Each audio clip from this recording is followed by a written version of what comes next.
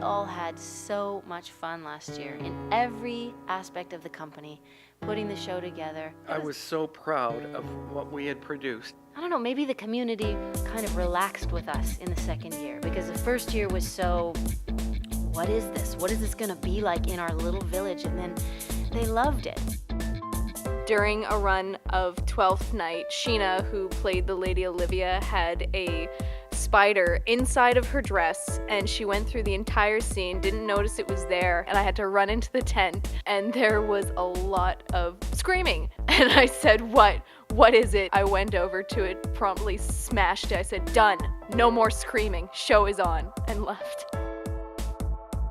One of the highlights of 2013 was when Christopher Gaze of Bard on the Beach came to see our show. If I remember correctly, I was kind of halfway through putting my pants on as he entered the tent. And nobody wanted to move, and then he just went on and said how much he enjoyed the show, and it was a really great moment. Really inspiring to see that. The atmosphere backstage, everybody seemed to really want to be there and be excited about working. And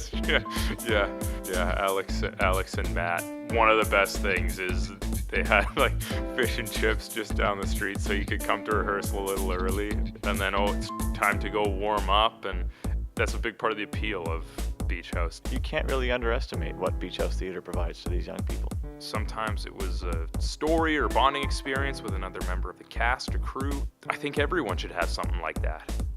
The music becomes another character in the play, tying things together. Everybody would start clapping when Aaron led them in a clap. The audience can tell when the actors are having fun. The three Munch girls became like sisters. So much fun, so much energy.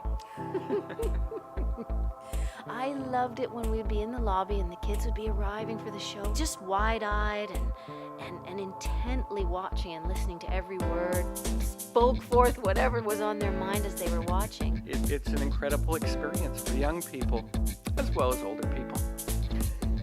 There's never a dull